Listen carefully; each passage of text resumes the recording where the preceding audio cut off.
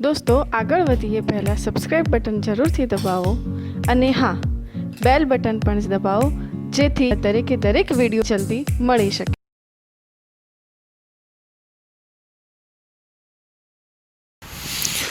જો હવે અહીંયા રુથરફોર્ડનો કેન્દ્રીય નમૂનો અથવા આલ્ફા કણ પ્રકીર્ણનનો રુથરફોર્ડનો પ્રયોગ।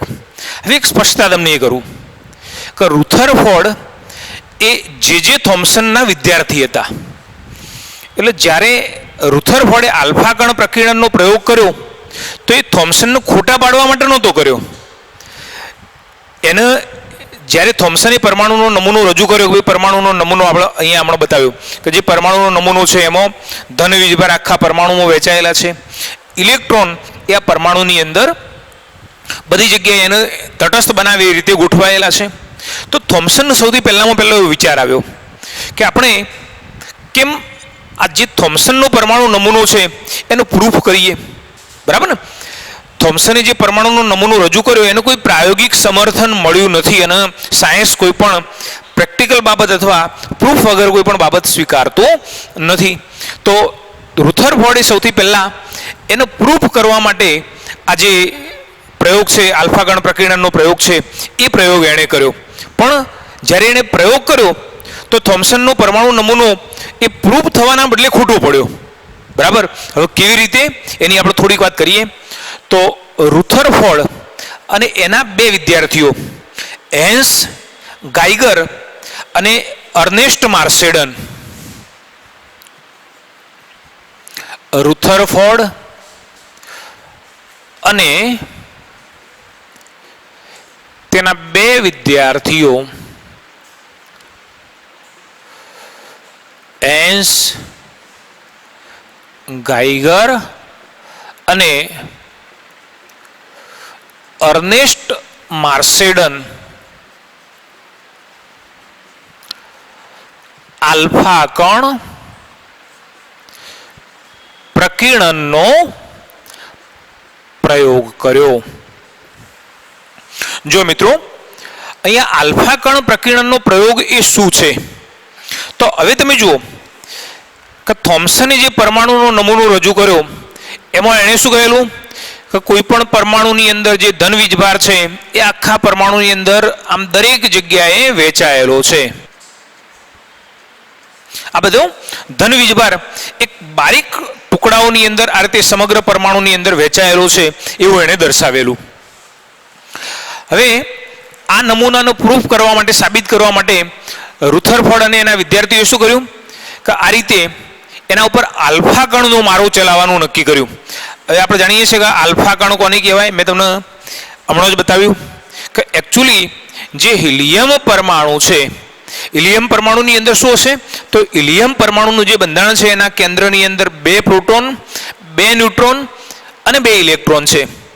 એટલે જ્યારે હિલિયમ ના અંદરથી આપણે 2 ઇલેક્ટ્રોન કાઢી નાખીએ છીએ તો શું બની જાય He2+ બની જાય છે।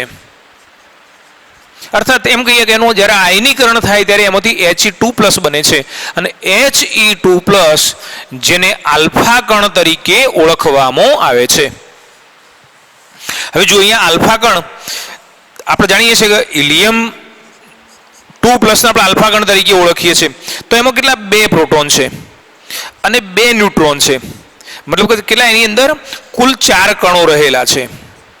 4 કણ ધરાવતું ધન વીજભારિત કેન્દ્ર છે અને આવું ધન વીજભારિત કેન્દ્ર એ જ્યારે આ સોનાના મતલબ કે આવા પરમાણુના ઉપર જ્યારે આલ્ફા કણ અથડાય તો શું થાય કે આ પણ ધન વીજભાર છે, આ પણ ધન વીજભાર છે અને જ્યારે આ બંને ધન વીજભારો એકબીજાને અથડાય અથવા તો જ્યારે આલ્ફા કણને આપણે આની અંદર પસાર કરીએ છીએ ત્યારે સમાન વીજભારોના કારણે બંને વચ્ચે શું થવું જોઈએ, અપાકર્ષણ થવું જોઈએ। બીજું કે અહીં આગળ પૂરપાડ ઝડપે જે ગતિ કરતું આલ્ફા કણ છે જ્યારે સોનાના મતલબ અહીંયા સોનાનો વરખ લેવામાં આવ્યો હતો અને એટલા માટે આપણે એમ કહીએ છીએ કે જેવો અહીંયા આવશે એટલે બંને વીજભારો વચ્ચે અપાકર્ષણ થવાનું, બંને વીજભારો વચ્ચે જેવું અપાકર્ષણ થાય એ સાથે એની ગતિ ધીમી પડશે અને બરાબર જેમ આપણે વાહનને અચાનક બ્રેક મારીએ એટલે શું થાય, સ્લીપ થાય અને કોઈક દિશામાં એ ફંટાઈ જાય તો બરાબર એના જેવું કે જે આલ્ફા કણ હતું એ અહીંયા આવીને ધીમું પડવું જોઈએ અને ધીમું પડ્યા પછી એની દિશા બદલાવી જોઈએ। આ રીતે કે જેવું આલ્ફા કણ અહીંથી આ રીતે પરમાણુનો અથડાય તો આ રીતે એની દિશા થોડી ઘણી બદલાવી જોઈએ. તો આ પ્રમાણે અનુમાન કરેલું અને આ પ્રયોગ કરવા માટે એણે શું કર્યું? આવો સોનાનો વરખ લીધો. વરખ કોને કહીએ છીએ? જે એકદમ પાતળું જે પતરું હોય એને આપણે વરખ કહીએ છીએ. દાખલા તરીકે આપણે ઘણી વખત હોટલના અંદરથી જમવાનું લાવીએ તો એના અંદર એલ્યુમિનિયમ ફોઇલ હોય છે, એલ્યુમિનિયમનો વરખ હોય છે. તો એ રીતે અહીંયા સોનાનો વરખ લીધો અને જે સોનાનો વરખ છે એની જાડાઈ કેટલી? 100 નેનોમીટર જેટલી રાખવામાં આવેલી હતી. જો નેનોમીટર કોને કહીએ છીએ? તો 1 નેનોમીટર બરાબર 10⁻⁹ મીટર. જો 1 નેનોમીટર એ કેટલા? 10⁻⁹ મીટર જેટલા હોય છે. અર્થાત આપણે એમ કહીએ કે જો મીટરના 10⁹ જેટલા ભાગ પાડીએ તો એમાંનો એક ભાગ એ નેનોમીટર તરીકે ઓળખાય છે. તો આવી જે જાડાઈ હતી એ કેટલી? 100 નેનોમીટર રાખવામાં આવેલી હતી. હવે પ્રશ્ન એ પણ થાય તમને કે કેમ 100 નેનોમીટર જેટલી જાડાઈ રાખી હશે? દાખલા તરીકે તમે આ રીતે સોનાની જો આવી લગડી લીધી, આટલી બધી જાડી, તો આની અંદર તો કેટલાય બધા પરમાણુ હશે. આ પરમાણુ, એના પછી બીજો, ત્રીજો, ચોથો, પાંચમો, છઠ્ઠો, સાતમો, કેટલાય બધા પરમાણુ હશે. અહીંયા રુથરફોર્ડને શું કરવું હતું? માત્ર એક જ પરમાણુ, સારામાં સારું પરિણામ મેળવવું છે તો અહીંયા એક જ પરમાણુનું લેયર બનાવવું છે. મતલબ કે આ રીતે જો આટલું એકદમ પાતળું પતરું હશે તો એક જ પરમાણુનું સ્તર હશે, અને આવું પાતળું સ્તર કે જેમાં એક જ પરમાણુ મળે એ માટે એની જાડાઈ કેટલી હોવી જોઈએ? 100 નેનોમીટર જેટલી રાખવામાં આવી. હવે પ્રશ્ન એ થાય કે કેમ સોનાનો વરખ લીધો હશે? બરાબર ને? તો એ 2-3 કારણ છે. કે સૌથી પહેલું કારણ તો એ છે કે જે સોનું છે એ એક એવી ધાતુ છે કે જેને સૌથી વધુમાં વધુ એને પાતળી બનાવી શકાય છે. અર્થાત જે એની તન્યતા અને ટીપણીયતાનો ગુણધર્મ છે એ આની અંદર સૌથી વધુમાં વધુ હોય છે.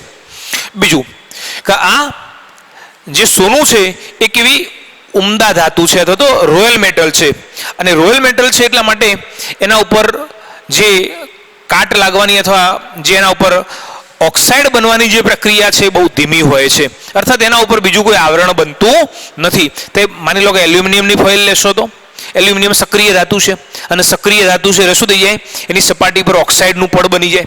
જ્યારે અહીં આગળ આવું કોઈ પણ પડ એના ઉપર બનશે નહીં. કેમ? કારણ કે સોનું એ બિલકુલ નિષ્ક્રિય ધાતુ છે, અને નિષ્ક્રિય ધાતુ છે એટલે કોઈના સાથે પ્રક્રિયા કરતી નથી. તો આવો પાતળો સોનાનો વરખ એ આ પ્રયોગ માટે લેવામાં આવ્યો. એ સોનાના વરખ ઉપર આલ્ફા કણો આપાત કરવાના હતા. હવે જે આલ્ફા કણોને જ્યારે આપાત કરવાના હતા તો એ વખતે આલ્ફા કણો એ સોનાના વરખ ઉપર જ્યારે અથડાય તો અથડાયા પછી એ આલ્ફા કણની ગતિ ધીમી પડવી જોઈએ.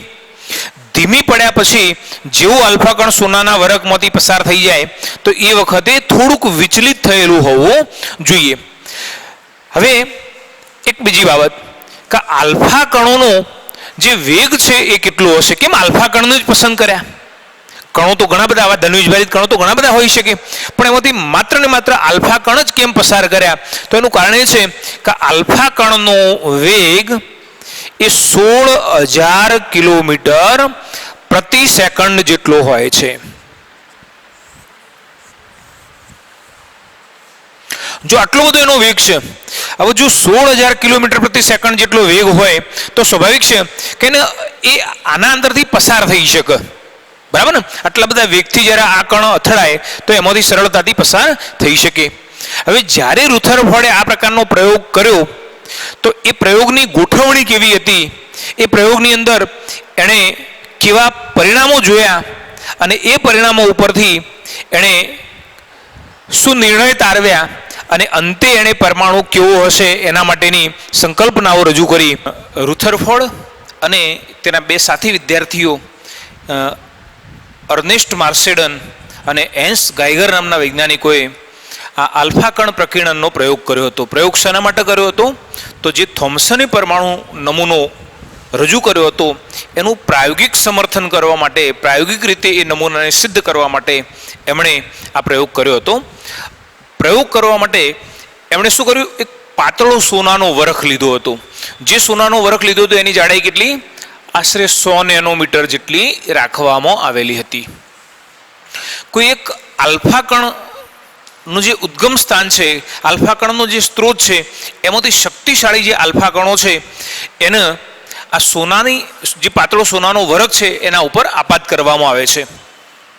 વચ્ચે અહીંયા એક સીસાની પ્લેટ રાખેલી છે, બરાબર વચ્ચે એક છિદ્ર છે, જે છિદ્ર છે એની અંદરથી આ જે આલ્ફા કણો છે એ પસાર થઈ રહ્યા છે. અહીંયા સીસાની પ્લેટ કેમ પસંદ કરી, તો એનું કારણ એ છે કે કદાચ અહીંયા આગળ જે આલ્ફા કણો છે એનો સીધો એક જ લીટીનો પ્રવાહ અહીંયા પ્રાપ્ત કરવા માટે આ શીશુ એવું માનવામાં આવે છે કે બહુ સખત ધાતુ છે, આલ્ફા કણોનું પસાર થવા દેતું નથી. એટલે કદાચ અહીંયા આગળ એક કરતો વધારે જો કિરણો હશે, એક કરતો વધારે રેજ હશે, તો આમાંથી માત્ર એક જ પસાર થઈ શકે. એ માટે શીશાની પ્લેટ છિદ્રાળુ પસંદ કરવામાં આવેલી છે. જ્યારે સોનાના વરખ ઉપર આલ્ફા કણ અથડાય તો આલ્ફા કણના અંદરથી સોનાના વરખ ઉપર જ્યારે આલ્ફા કણ અથડાય છે તો એ આલ્ફા કણ રુથરફોર્ડ એવું માનેલું કે જેવા અહીંયા સોનાના વરખને અથડાય એટલે એની ગતિ ધીમી પડવી જોઈએ. કેમ? કારણ કે થોમ્સનના પરમાણુના નમૂનામાં એવું દર્શાવવામાં આવેલું હતું કે પરમાણુમાં ધન વીજભાર સમગ્ર ભાગની અંદર વહેંચાયેલો છે. એટલે પરમાણુના ગમે તે ભાગ ઉપર આલ્ફા કણ અથડાશે તો શું થાય કે જે આલ્ફા કણ છે ધન વીજભારિત છે, ધન વીજભારિત છે એટલે પરમાણુના ધન વીજભારના વચ્ચે અપાકર્ષણ થાય, ગતિ ધીમી પડશે અને એ સાથે એ કંઈક અંશે વિચલિત થાય છે અથવા થોડા ઘણા અંશે વિચલન પામવું જોઈએ, આવી અપેક્ષા રાખવામાં આવી હતી. હવે આ પ્રયોગને નિહાળવા માટે સારી રીતે જોઈ શકાય માટે શું કર્યું, સોનાના વરખની આજુબાજુ ઝિંક સલ્ફાઇડનું આવરણ લગાડેલી એક ફોટોગ્રાફિક પ્લેટ એની આજુબાજુ ગોઠવેલી હતી. કેમ? કારણ કે અહીંથી જેવા આ સોનાના વરખમાંથી આલ્ફા કણો પસાર થાય એ તો સીધે સીધા તો દેખાવાના નથી, પણ અહીં આગળ એ જે જગ્યાએ એ અથડાશે ત્યાં આગળ એ ભાગ એ પ્રકાશિત થવાનું અને એની હાજરી જોવા માટે આવી ફોટોગ્રાફિક પ્લેટ રાખેલી. હવે એણે પ્રયોગના અંતે જે પરિણામો મેળવ્યા એ અનઅપેક્ષિત હતા, જેને એક્સેપ્ટ કર્યા હતા, જે એણે વિચાર્યું હતું એના કરતાં કંઈક અલગ પ્રકારના પરિણામો એને આ પ્રયોગની અંદર જોવા મળ્યા. જો પ્રયોગ માટે આ વર્ણન ઉપરાંત મહત્વની બાબત છે કે પ્રયોગના અવલોકનો, પછી તારણો અથવા નિર્ણય અને એના ઉપરથી એણે તારવેલો રુથરફોર્ડનો જે પરમાણુ નમૂનો છે એ. મેં પહેલાં કહ્યું એમ કે રુથરફોર્ડે જે આ પ્રયોગ કર્યો એ જેના જોડે એ અભ્યાસ કરતો હતો એવા થોમ્સનનો જે પરમાણુ નમૂનો હતો એનો પ્રૂફ કરવા માટે પ્રયોગ કરતો હતો, પણ પરિણામો કંઈક અલગ પ્રકારના મળ્યા અને પરિણામો જ્યારે અલગ પ્રકારના મળ્યા તો એને કહેવું પડ્યું કે થોમ્સનનો પરમાણુ નમૂનો ખોટો છે અને એણે પોતે પરમાણુનો નમૂનો કેવો હશે એ દર્શાવવા માટેનો પ્રયત્ન કર્યો. તો એ કેવા અવલોકન જોવા મળ્યા એની આપણે વાત કરીએ. અવલોકનો. સૌથી પહેલું કે મોટા ભાગના આલ્ફા કણો સોનાના વરખમાંથી સીધા પસાર થઈ ગયા. એણે તો એવું અનુમાન કર્યું હતું કે જેવો આ આલ્ફા કણ સોનાના વરખને અથડાય એટલે બધા જ આલ્ફા કણની ગતિ ધીમી પડવી જોઈએ અને દરેકે દરેક આલ્ફા કણ એ કંઈક અંશે કોણીય રીતે વિચલન પામવું જોઈએ. પણ એણે અહીંયા જોયું કે મોટાભાગના આલ્ફા કણો હતા એ વરખમાંથી સીધા પસાર થઈ ગયા હતા. હા, આપાત કરવામાં આવેલા જે આલ્ફા કણો છે એ પૈકીના થોડાક આલ્ફા કણો એ કોણીય રીતે વિચલન પામે છે. બીજું, આલ્ફા કણો પૈકીના ખૂબ જ થોડા કણો કોણીય વિચલન પામે છે. અને એક બીજી બાબત એમણે જોઈ કે કેટલાક આલ્ફા કણ એવા હતા કે જે આ સોનાના વરખને અથડાઈ અને એની એ જ દિશામાં પાછા ફરતા હતા. અર્થાત એમ કહીએ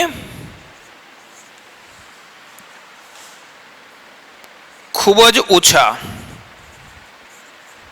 કેટલા 20,000 માંથી 1 આલ્ફા કણ સોનાના વરખને અથડાઈને પાછા ફરતા હતા. 180 અંશના ખૂણે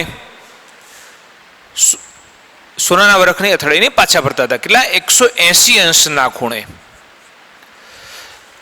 મિત્રો જો અહીંયા સોનાનો વરખ છે, આપણે 180 અંશ કોને કહીશું? દાખલા તરીકે અહીં આગળ અથડાયું તો એની એ દિશામાં જો પાછું ફર્યું તો આપણે એને 180 અંશના ખૂણે તરીકે દર્શાવીએ છીએ. તો આ રીતે જે 20,000 માંથી એકાદું આલ્ફા કણ એવું હતું કે જે વરખને અથડાઈને 180 અંશના ખૂણે એ પરત ફરતું હતું. તો આ પ્રકારના અવલોકનો એણે આ પ્રયોગ દરમિયાન જોયા. હવે આ જે અવલોકનો જોયા એના ઉપરથી એણે કંઈક તારણો નીકાળ્યા, એને નિર્ણય તારવ્યા, અને એ નિર્ણય કયા છે એની પણ આપણે અહીંયા ચર્ચા કરીએ. અને સાથે સાથે આપણે એ પણ જોઈએ કે ખરેખર જ્યારે આલ્ફા કણો સોનાના વરખમાંથી પસાર થયા તો એ વખતે એ કેવી રીતે પસાર થતા હતા. આપણે અહીંયા આગળ જે આ ડાયાગ્રામ જોયો છે એનો અહીંયા બીજો એક ડાયાગ્રામ જોઈએ. આ બધા આલ્ફા કણો લઈએ છીએ. હવે આ બધા પરમાણુ લઈએ છીએ. જોઈએ આલ્ફા કણ જ્યારે આ રીતે પસાર થતો હશે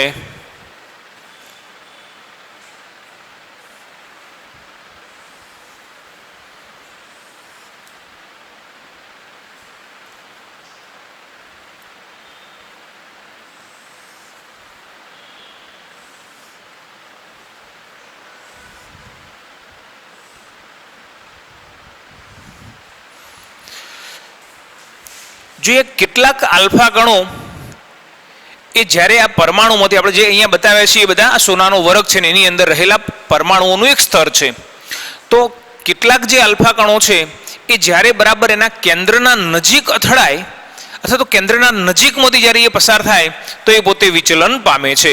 આપણે અહીંયા આ પણ બતાવી દઈએ કે આ પણ ધારો કે વિચલન પામે છે થોડા ઘણા પ્રમાણમાં. પણ જે કેન્દ્રથી થોડાક દૂર પસાર થાય છે એ વિચલન પામતા નથી. આમાં તમે જોઈ શકો છો કે જો આ કેન્દ્રના નજીક ગયું તો વિચલન પામ્યું, આ કેન્દ્રના નજીકથી પસાર થયું તો વિચલન પામ્યું. પણ બાકીના બધા જે છે એ કેન્દ્રના નજીકથી પસાર થતા નથી અથવા કેન્દ્રથી થોડાક દૂર છે તો એ વિચલન પામતા નથી. હવે આ અવલોકન ઉપરથી એણે જે તારવેલા જે તારણો છે અથવા જે નિર્ણય છે એની આપણે અહીંયા વાત કરીએ. ચાલો જુઓ, આપણે અહીંયા જે તારણો લખીશું અથવા જે નિર્ણય લખીશું એ આ અવલોકનના સંદર્ભમાં જ આપણે લખવાના છીએ. જો અહીંયા કહ્યું છે કે મોટાભાગના આલ્ફા કણો સોનાના વરખમાંથી સીધા પસાર થઈ ગયા. તમે જુઓ કે દાખલા તરીકે આ પરમાણુ છે. હવે પરમાણુમાંથી જે આલ્ફા કણ છે સીધો પસાર થઈ ગયો એટલે એનો અર્થ એવો થયો કે જે ધન વીજભાર છે એ આ પરમાણુના અંદર રહેલો જે ધન વીજભાર છે અહીંયા નહીં હોય, અને જો અહીંયા હોત તો એ વિચલન પામ્યો હોત. બરાબર ને? તો મોટા ભાગના પરમાણુઓ એના કેન્દ્ર મતલબ કે પરમાણુમાંથી સીધા આલ્ફા કણો પસાર થઈ જાય છે તો પરમાણુનો મોટા ભાગનો વિસ્તાર ખાલી હોવો જોઈએ. એટલે અહીંયા પહેલું તારણ એણે એવું કાઢ્યું કે મોટા ભાગના આલ્ફા કણો વરખમાંથી સીધા પસાર થઈ જતા હોવાથી પરમાણુનો મોટા ભાગનો વિસ્તાર ખાલી હોવો જોઈએ. થોમ્સને પોતાના પરમાણુના નમૂનાની અંદર શું બતાવ્યું હતું કે જે ધન વીજભાર છે એ આ રીતે દરેક જગ્યાએ વહેંચાયેલો છે. પણ આ પરિણામ એવું બતાવે છે કે પરમાણુના અંદરથી આલ્ફા કણો વરખમાંથી સીધા પસાર થઈ જાય છે તો એનો અર્થ એવો થયો કે પરમાણુનો મોટા ભાગનો જે વિસ્તાર છે કેવો હોવો જોઈએ? ખાલી હોવો જોઈએ. ધન વીજભાર એની દરેક જગ્યાએ વહેંચાયેલો હશે નહીં. આપણે આ બીજા નંબરનો મુદ્દો જોઈએ કે આલ્ફા કણો પૈકીના ખૂબ જ થોડા કણો કોણીય વિચલન પામે છે. આલ્ફા કણો ઘણા બધા પસાર કર્યા પણ એમાંથી વિચલન પામવા વાળા બહુ ઓછા હતા. અહીંયા બતાવીએ એના આધારે કે કયા કિરણો વિચલન પામતા હશે. તો જે આલ્ફા કણો સોનાના વરખમાંથી જ્યારે પસાર કરવામાં આવે તો જે કેન્દ્રના નજીકથી પસાર થતા હોય, દાખલા તરીકે આ પરમાણુ અને આ કેન્દ્ર, તો એણે જોયું કે બરાબર જે સેન્ટરના નજીકથી પસાર થતા હોય એ જ આરતે વિચલન પામતા હતા, આ જ આરતે વિચલન પામતા હતા, અથવા આ જ વિચલન પામતા હતા. પણ આ બધા કિરણો સીધે સીધા પસાર થઈ જાય છે. તો એનો અર્થ એવું થયો કે પરમાણુનો જે ધન વીજભાર છે એ સમગ્ર પરમાણુમાં વહેંચાયેલો હોવો જોઈએ નહીં, પણ પરમાણુના ખૂબ જ નાના વિસ્તારની અંદર સમાયેલો હોવો જોઈએ. અને આ જે નાનો વિસ્તાર છે એ વિસ્તારને રુથરફોર્ડે પરમાણુ કેન્દ્ર તરીકે દર્શાવ્યો છે. તો આપણે અહીંયા બતાવીએ કે ધન વીજભાર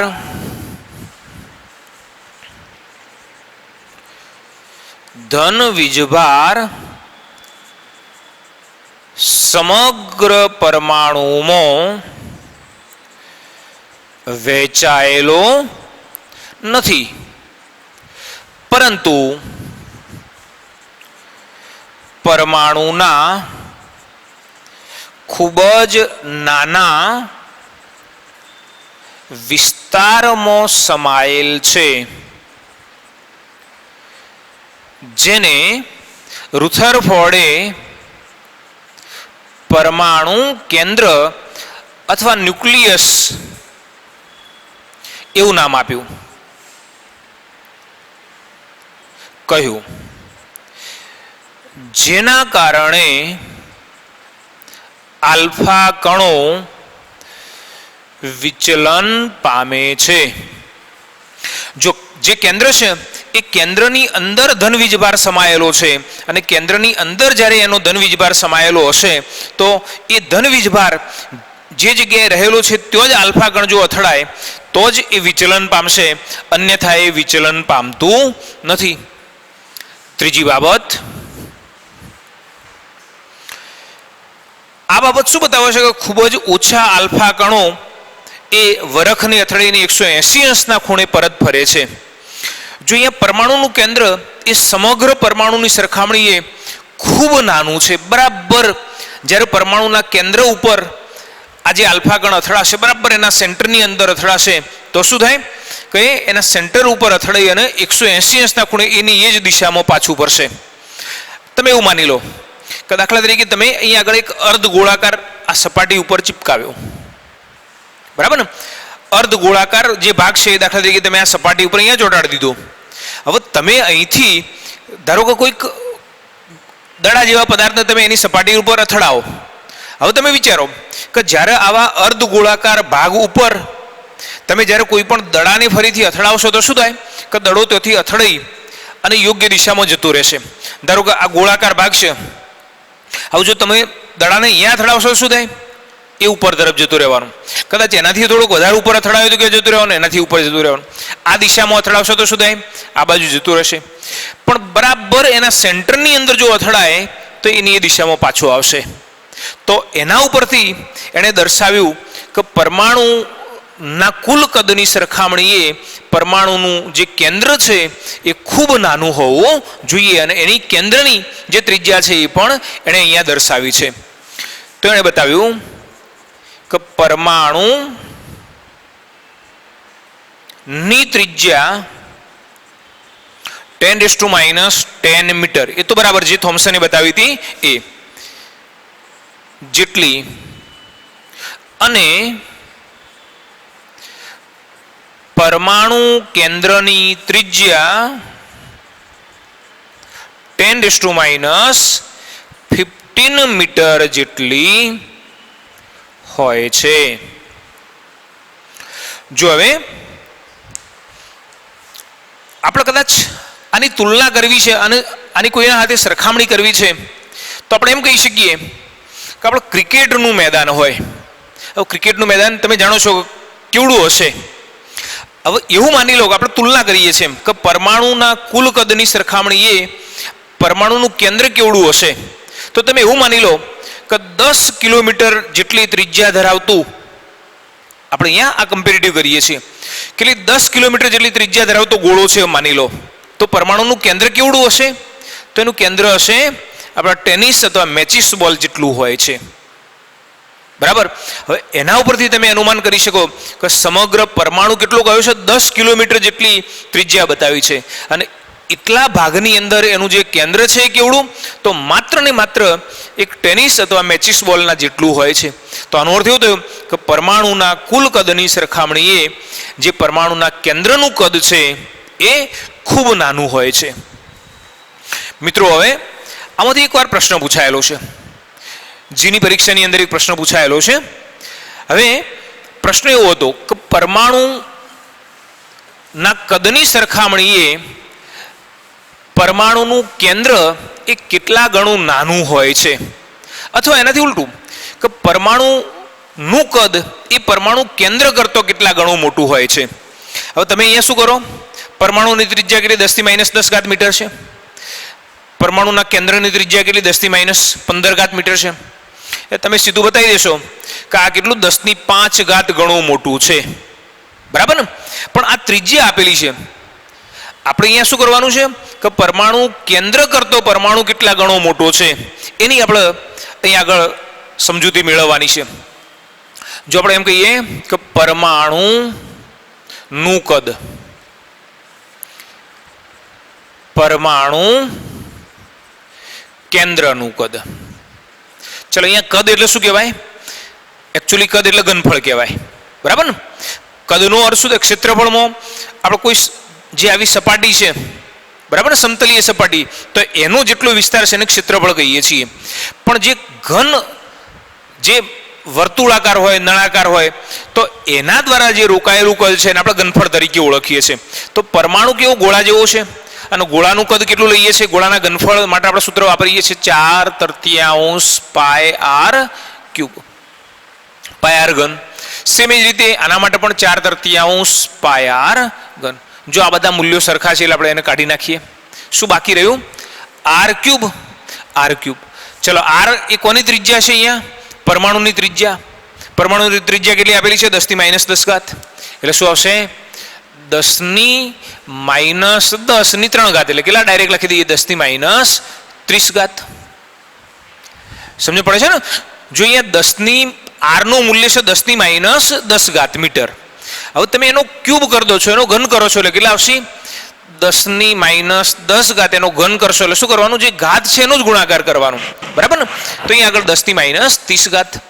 એ જ રીતે અહીં આગળ કેન્દ્રનું કદ, અને કેન્દ્રનું કદ એટલે 4/3 πr³. અહીંયા ત્રિજ્યા કેટલી? 10⁻15 છે. તો શું આવશે? 10⁻15 નો ઘન એટલે શું આવે? 10⁻45. હવે આપણે એનું સાદુરૂપ આપી દઈએ તો શું મળે? પરમાણુનું કદ ભાગ્યા પરમાણુ કેન્દ્રનું કદ. જો આ 10⁻45 છે એને ઉપર લઈ જઈએ તો શું થઈ જાય? +45. અને +45 - 30 એટલે શું આવશે? 10⁻15. તો આપણે આવું લખી શકીએ કે પરમાણુ નું કદ બરાબર 10⁻15 ગુણ્યા પરમાણુ કેન્દ્રનું કદ.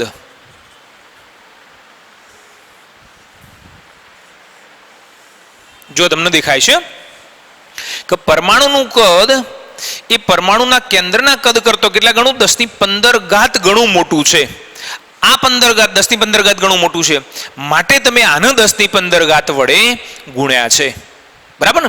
અથવા એમ પણ કહી શકીએ કે જે પરમાણુ કેન્દ્રનું જે કદ છે એ પરમાણુના કદની સરખામણીએ કેટલા ગણું નાનું છે? તો 10⁻15 ગણું નાનું છે.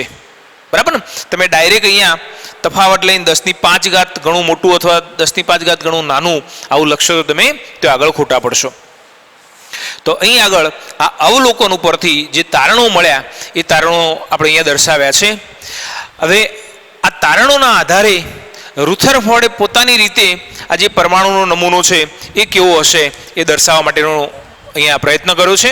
અને એવા પણ એણે 3 મુદ્દાઓ રજૂ કર્યા છે જે રુથરફોર્ડના પરમાણવીય નમૂના તરીકે ઓળખાય છે અથવા રુથરફોર્ડનો પરમાણુ નમૂનો આપણે એને કહીએ છીએ. જોઈએ હવે રુથરફોર્ડના પરમાણવીય નમૂના માટેના મહત્વના મુદ્દાઓ.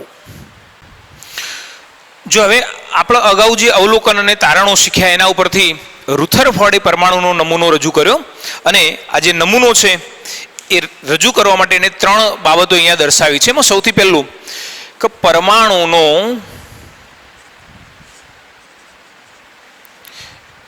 ધનભાર અને મોટાભાગનું દળ, પરમાણુનો ધનભાર અને મોટાભાગનું દળ ખૂબ જ ગીચતાથી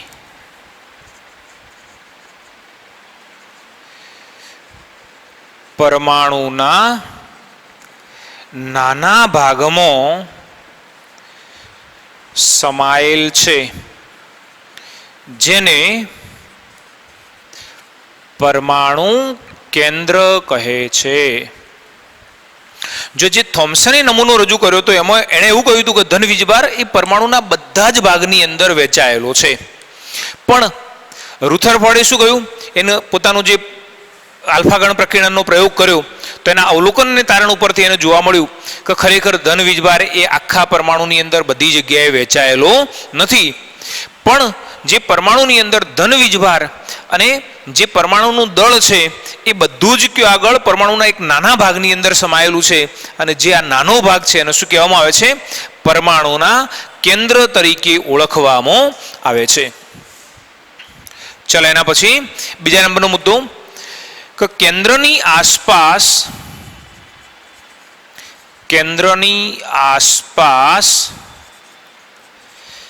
ઇલેક્ટ્રોન વર્તુળાકાર માર્ગમાં ફરે છે અથવા ગતિ કરે છે. દાખલા તરીકે એવું કહ્યું કે ભાઈ આ પરમાણુનું કેન્દ્ર, પરમાણુ જે પૂરેપૂરો પરમાણુ લઈએ છીએ તો પરમાણુના અંદર જે કેન્દ્ર છે એ તો બહુ નાનું છે અને આ રીતે કેન્દ્રની અંદર શું આવેલું છે તો પ્રોટોન આવેલા છે. જ્યારે જે ઇલેક્ટ્રોન છે એ આ કેન્દ્રની આજુબાજુ વર્તુળાકાર માર્ગની અંદર ફરે છે. એક ચોક્કસ એનો માર્ગ છે, માર્ગની અંદર જે ઇલેક્ટ્રોન છે એ આ રીતે સતત ગતિ કરે છે. હવે ત્રીજો મુદ્દો, કેન્દ્ર અને ઇલેક્ટ્રોન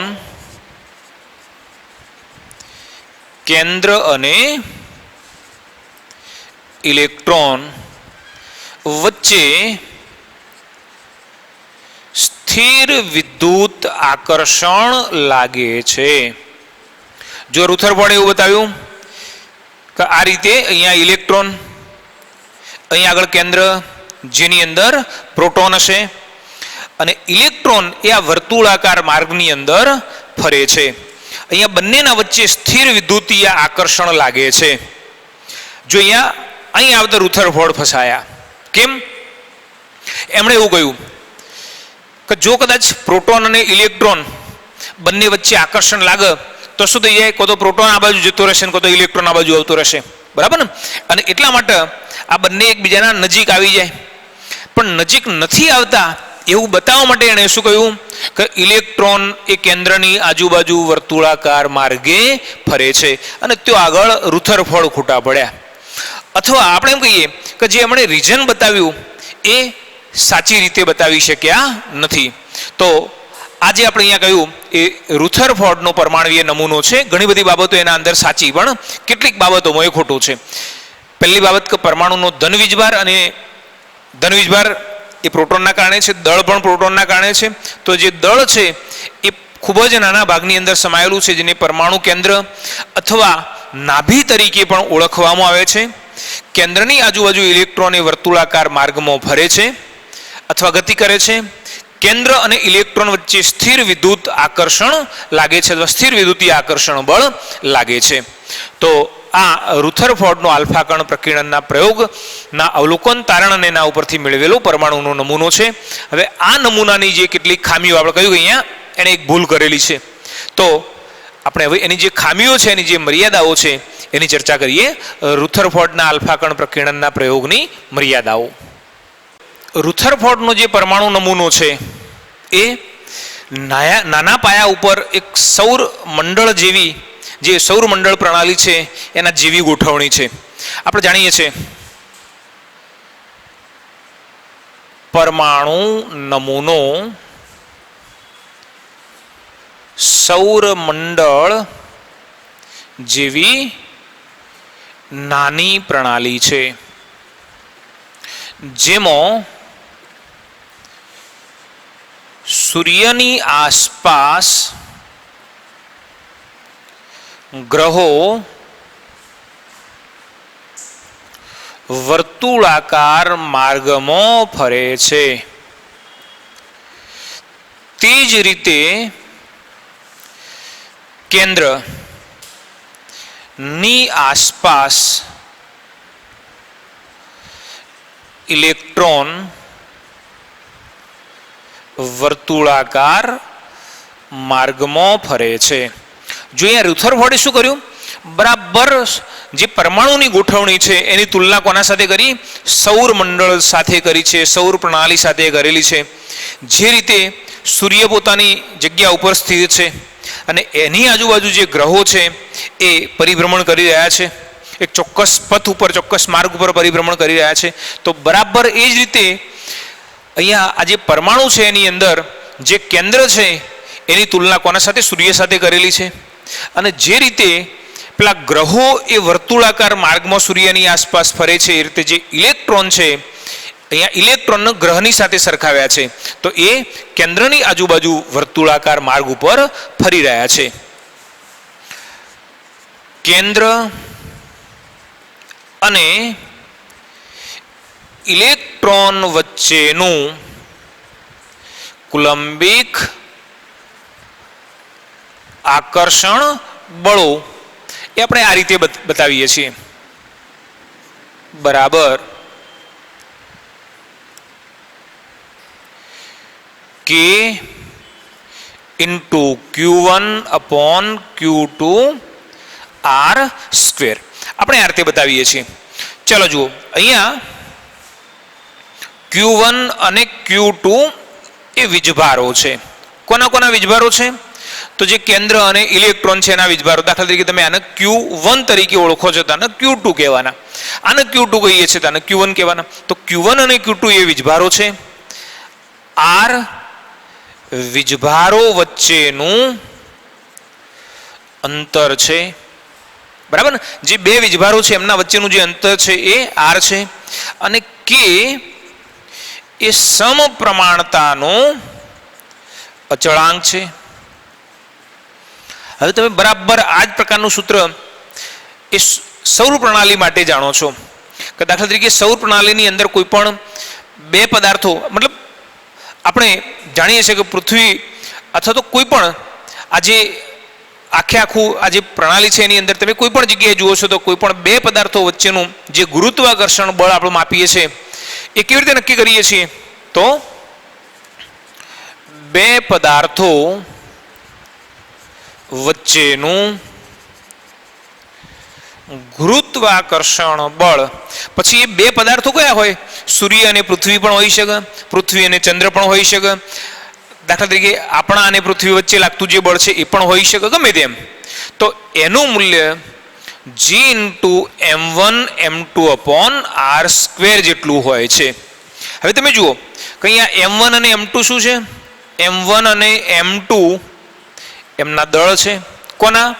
જે બે પદાર્થોની આપણે વાત કરીએ છીએ એમના. R એમના વચ્ચેનું અંતર છે અને G એ ગુરુત્વાકર્ષણનો અચળાંક છે. તો બરાબર આ જે પરમાણુ માટે પરમાણુની અંદર કેન્દ્ર અને ઇલેક્ટ્રોન વચ્ચેનું જે કુલંબિક આકર્ષણ છે એ અહીંયા બે પદાર્થો વચ્ચે લાગતા જે ગુરુત્વાકર્ષણ બળ છે એના સાથે બરાબર સામ્યતા ધરાવે છે. અને આ સામ્યતા ધરાવતું હોવાથી જ આ જે રુથરફોર્ડ છે એણે એની તુલના એ આવી સૌર પ્રણાલી સાથે કરેલી છે. ચાલો જુઓ શું પ્રશ્ન ઊભો થાય? તો કોઈ પણ કક્ષામાં ગતિ કરતો પદાર્થ એ પ્રવેગિત થાય છે. હવે આમ તો પ્રવેગિત થવું એનો અર્થ શું થાય? તમે કદાચ ફિઝિક્સના અંદર શીખ્યા હશો અથવા તમે શીખશો કે સમય સાથે એનો વેગ બદલાતો જાય તો આપણે એમ કહીએ છીએ કે એ પ્રવેગિત થાય છે. આમ તો કક્ષાની અંદર દાખલા તરીકે આપણે એવું કહીએ છીએ કે આપણો સૂર્ય અને સૂર્યના આજુબાજુ પૃથ્વી આરતે વર્તુળાકાર માર્ગની અંદર એક સરખી ઝડપથી ગતિ કરી રહી છે, પણ એમ છતાંય એ પ્રવેગિત થાય છે એવું કહીએ છીએ. કેમ? તો એનું કારણ એ છે કારણ કે પ્રત્યેક ક્ષણે દાખલા તરીકે આ પૃથ્વી અને આ સૂર્ય, તો અત્યારે આ જે પૃથ્વીની દિશા છે કે આ રીતે છે. હવે જેવી પૃથ્વી અહીંથી થોડીક આ બાજુ આગળ આવશે એટલે તરત સુધી જાય દિશા બદલી જાય, હજી આગળ આવશે એટલે દિશા બદલી જાય. તો પ્રત્યેક ક્ષણે એની દિશા બદલાય છે અને દિશા બદલાઈ તો આપણે એવું કહીએ છીએ કે અહીંયા જે પ્રવેગ છે એ કેવી સદિશ રાશિ છે, બરાબર ને? પ્રવેગ એટલે વેગમાં થતો ફેરફાર. આમ તો ઝડપ એટલી રહેશે પણ અહીંયા એની દિશા બદલાય છે એટલે આપણે એવું કહીએ છીએ કે એનો વેગ બદલાય છે અને વેગ બદલાય છે એટલે પ્રવેગિત થાય છે, બરાબર ને? તો અહીંયા કોઈ પણ પદાર્થ જ્યારે કક્ષાની અંદર ગતિ કરતો હોય ત્યારે એ પદાર્થ પ્રવેગિત થાય છે. અને બરાબર આ જ રીતે ઇલેક્ટ્રોન પણ જ્યારે કેન્દ્ર ની આસપાસ ગતિ કરતો હોય ત્યારે પ્રવેગિત થાય છે.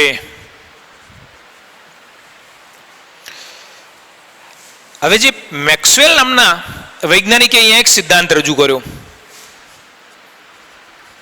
મેક્સવેલ ના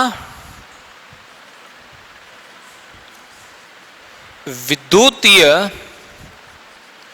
સિદ્ધાંત અથવા વિદ્યુત ચુંબકીય સિદ્ધાંત મુજબ આપણે અહીંયા વિદ્યુત ચુંબકીય લખી દઈએ. વિદ્યુત ચુંબકીય સિદ્ધાંત મુજબ એણે એવું કહ્યું, મેક્સવેલનો સિદ્ધાંત એવો છે કે કોઈ પણ વીજભારિત કણ જ્યારે પ્રવેગિત ગતિ કરે છે ત્યારે એ વિદ્યુત ચુંબકીય વિકિરણોનું ઉત્સર્જન કરે છે. અને જ્યારે વિદ્યુત ચુંબકીય વિકિરણોનું ઉત્સર્જન કરશે તો એના પરિણામે એની શક્તિ ઘટશે. અને જો શક્તિ ઘટશે તો જે ઇલેક્ટ્રોન છે ફિક્સ માર્ગમાં નહીં ગતિ કરે, એ ધીમે ધીમે કેન્દ્ર તરફ આકર્ષિત થવાનો. જો આપણે સમજીએ કે દાખલા તરીકે આ પરમાણુનું કેન્દ્ર અને આ ઇલેક્ટ્રોન જે માર્ગની અંદર એ ફરી રહ્યો છે એ માર્ગ આપણે જેને કક્ષા તરીકે પણ ઓળખીએ છીએ. મેક્સવેલ શું કહે છે કે કોઈ પણ વીજભારિત કણ, આ ઇલેક્ટ્રોન એ વીજભારિત કણ છે અને આવો જ્યારે વીજભારિત કણ એના પોતાના વિદ્યુત ચુંબકીય સિદ્ધાંત અનુસાર જ્યારે આ રીતે વર્તુળાકાર માર્ગમાં ગતિ કરે છે ત્યારે એ શું કરશે? વિદ્યુત ચુંબકીય વિકિરણો ઉત્સર્જિત કરે છે, બરાબર ને? હવે વિદ્યુત ચુંબકીય વિકિરણ કોને કહેવાય? તો મેં કદાચ અગાઉ કહ્યું છે કે પ્રકાશ જેવા તરંગો અથવા કોઈ પણ એવા જે સૂક્ષ્મ ઉર્જા ધરાવતા જે આવા તરંગો ઉત્પન્ન થાય એને વિદ્યુત ચુંબકીય વિકિરણ તરીકે ઓળખીએ છીએ. તો એવા વિકિરણો આના અંદરથી ઉત્સર્જિત થાય છે. આપણે બીજી રીતે કહીએ કે ચલો દાખલા તરીકે આ પરમાણુ એ ધન વીજભારિત છે, ઇલેક્ટ્રોન એ ઋણ વીજભારિત છે. હવે આ જે ઇલેક્ટ્રોન છે એ શું કરે છે? કેન્દ્રની આજુબાજુ સતત દોડ્યા જ કરે, બરાબર ને? આનો ધન વીજભાર છે, આનો ઋણ વીજભાર છે, બરાબર ને? અહીંયા પ્રોટોન છે, આનો ધન વીજભાર છે, આનો ઋણ વીજભાર છે. એટલે આ પ્રોટોન તો પોતાની જગ્યા ઉપરથી ખસી શકતો નથી, પણ એ શું કરે છે? ઇલેક્ટ્રોનને આમંત્રણ આપે છે કે તું નજીક આવી જા. ઇલેક્ટ્રોન શું કહે છે કે ના, હું નજીક નહીં આવું, બરાબર ને? પણ હવે તમે જુઓ કે દાખલા તરીકે અહીં આગળ ઇલેક્ટ્રોન સતત આ રીતે દોડ્યા જ કરે તો શું થાય? થાકવાનું, બરાબર છે? એના અંદર રહેલી જે શક્તિ છે એ ઓછી થવાની. અને અહીંયા આ નિયમ એવું કહે છે કે કેન્દ્રની આજુબાજુ જે ઇલેક્ટ્રોન છે જેટલી એની ઉર્જા વધુ હશે એટલો ઇલેક્ટ્રોન દૂર હશે, અને જેટલી એની ઉર્જા ઘટશે એટલો એ કેન્દ્રના નજીક આવતો જવાનું. તો અહીંયા ભલે એ ના પાડે છે કે ભાઈ મારે તારી પાસે આવવું નથી, મારે તો આના આ જ માર્ગમાં દોડ્યા કરવું છે, પણ એની ઉર્જા ઘટતી જાય છે. બીજા શબ્દોમાં આપણે એમ કહીએ કે આ વિદ્યુત ચુંબકીય વિકિરણો ઉત્પન્ન થાય છે. હવે જે વિદ્યુત ચુંબકીય વિકિરણ ઉત્પન્ન થયું એની પોતાની ઉર્જા છે. અર્થાત આપણે એમ કહીએ કે જેવું વિદ્યુત ચુંબકીય વિકિરણ આમાંથી ઉત્પન્ન થાય એ સાથે આની ઉર્જા ઘટે. બરાબર ને? અને એવું નહીં કે એક જ વખત ઉત્પન્ન થયું, એક વિકિરણ ઉત્પન્ન થઈ ગયું, અંદરથી નીકળી ગયું એટલે બીજું નીકળી ગયું એટલે ત્રીજું, અને જેટલા આવા વિકિરણ અંદરથી બહાર જતા જ જાય તો એ સાથે શું થાય? એની ઉર્જા ઘટતી જાય. અને આપણે કહ્યું એમ કે જ્યારે એની ઉર્જા ઘટતી જાય તો આ જે ઇલેક્ટ્રોન છે એ શું કરશે? પોતાની ઉર્જા ગુમાવતો જાય, કેન્દ્રના વધારે નજીક જતો જાય. અને આ રીતે આ ઇલેક્ટ્રોન છે પોતાના માર્ગની અંદર આ રીતે ધીમે ધીમે આ રીતે કેન્દ્રના નજીક જતો જાય છે.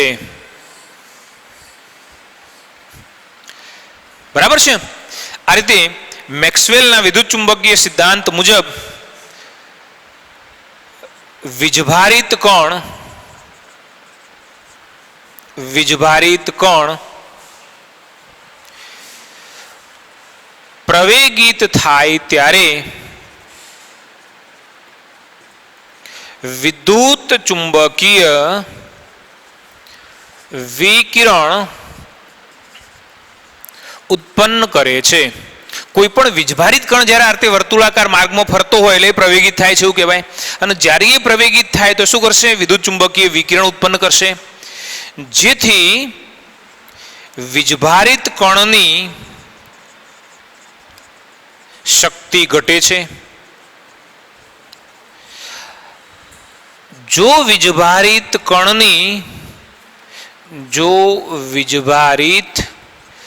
કણની શક્તિ ઘટે તો તે કેન્દ્રની નજીક જાય છે. બરાબર ને? આપણે અહીંયા બતાવ્યું કે જ્યારે કણ પ્રવેગિત થાય ત્યારે શું થાય? એ વિકિરણ ઉત્સર્જિત કરશે, અને વિકિરણ ઉત્સર્જિત કરશે તો એના પરિણામે કણની શક્તિ ઘટશે. જો કદાચ કણની શક્તિ ઘટશે તો જે વીજભારિત કણ છે એ કેન્દ્રની નજીક જવાનું, અને કેન્દ્રની નજીક જાય તો એક તબક્કો એવો આવશે કે બરાબર એ કેન્દ્રના અંદર સમાઈ જાય. અને આ માટેનો સમય કેટલો લાગશે? 10⁻8 સેકન્ડ જેટલો સમય લાગે છે. ઇલેક્ટ્રોનને તમે અહીંયા મૂક્યો તેને અહીંયા આવતો કેટલો સમય લાગશે? 10⁻8 સેકન્ડ જેટલો સમય લાગે છે.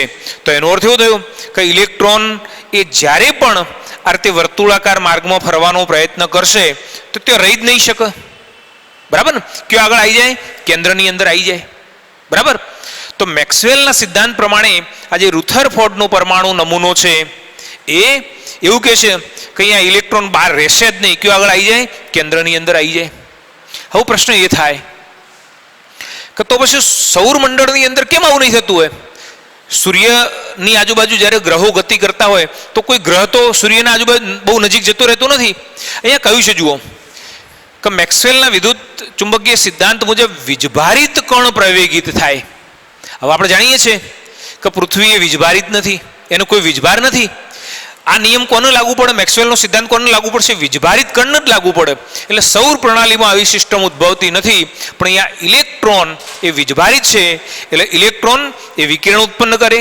જો વિકિરણ ઉત્પન્ન કરે તો શક્તિ ઘટે તો ઇલેક્ટ્રોન કેન્દ્રના નજીક આવે, અને કેટલા સમયની અંદર? 10⁻8 જેટલા સેકન્ડ જેટલા સમયગાળાની અંદર એ કેન્દ્રના નજીક સમાશે. અને એના પરિણામે એ આ રીતે કેન્દ્રની અંદર સમાઈ જાય, મતલબ કે ઇલેક્ટ્રોન એ સ્થિર રહી શકતો નથી. આપણે એમ કહીએ કે આમ રુથરફોર્ડનો પરમાણુ નમૂનો એ પરમાણુની સ્થિરતા સમજાવતો નથી. બીજી બાબત કે રુથરફોર્ડે એના પરમાણુના નમૂનાની અંદર ઇલેક્ટ્રોનની ગોઠવણી કેવી રીતે થયેલી છે એનો કોઈ ઉલ્લેખ કર્યો નથી. રુથરફોર્ડના પરમાણુ નમૂનામાં ઇલેક્ટ્રોનની ગોઠવણી વિશે કોઈ માહિતી નથી. ઇલેક્ટ્રોન એ કેન્દ્રની આજુબાજુ છે, પણ ઇલેક્ટ્રોન કેવી રીતે ગોઠવાયેલા છે એના વિશેની કોઈ માહિતી આ સિદ્ધાંતની અંદર આપવામાં આવી નથી. તો આ રુથરફોર્ડના જે પરમાણુ નમૂનો છે એની ખામીઓ અથવા એની મર્યાદાઓ છે.